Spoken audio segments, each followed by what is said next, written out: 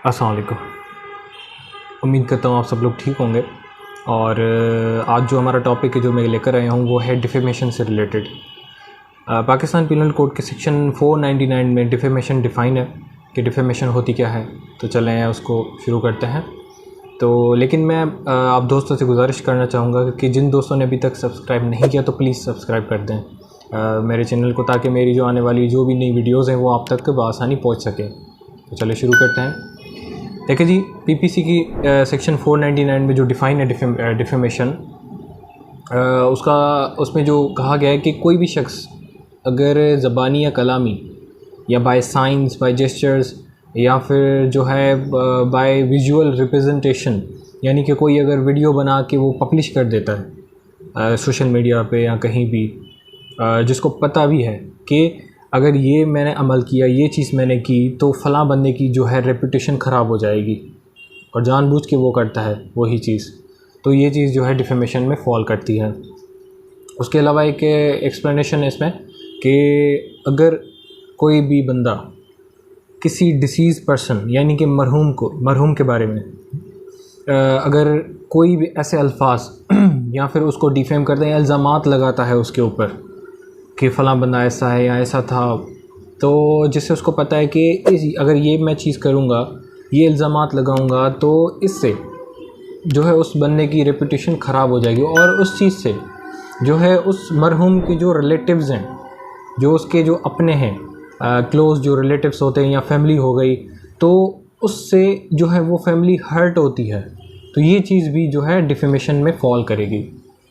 उसके अलावा अगर कोई भी शख्स मतलब किसी की कंपनीज़ होती हैं या फिर एसोसिएशंस होती हैं, बहुत जो है फेमस होती हैं, तो कोई ना कोई जो है मतलब होता है जो उसको डिफेम करता है, जो चाहता है कि ये मतलब डाउनफॉल आ जाए इसका।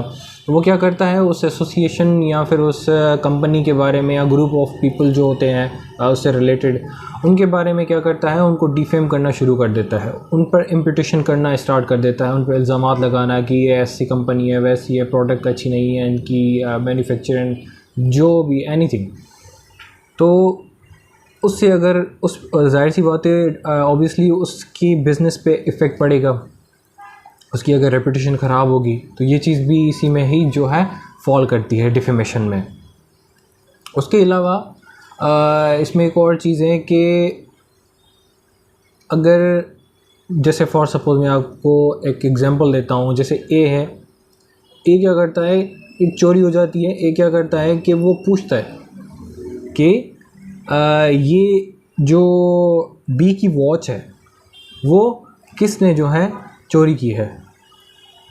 ये पूछने के बाद फिर बाद में वो क्या करता है, वो जो है जेड की तरफ इशारा कर देता है कि ये वॉच जो है जेड ने चोरी की है। अब उसको कंफर्मेशन नहीं है कि जेड ने चोरी की है या नहीं, लेकिन इसके इस्तेमाल करने से क्या हुआ कि जेड की जो है साख ख़राब हो गई, रेपुटेशन ख़राब हो जाएगी इससे, इस चीज़ से, यानी इम्पिटेशन से, इल्ज़ामात लगाने से। तो ये चीज़ भी इसी में ही फॉल करेगी।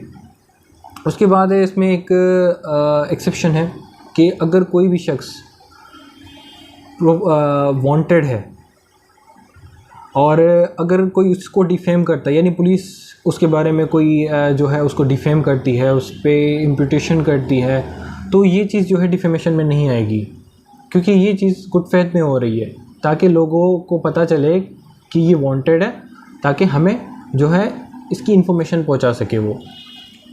तो ये चीज़ इसमें नहीं आएगी डिफेमेशन में। उसके बाद है इसकी पनिशमेंट डिफेमेशन की।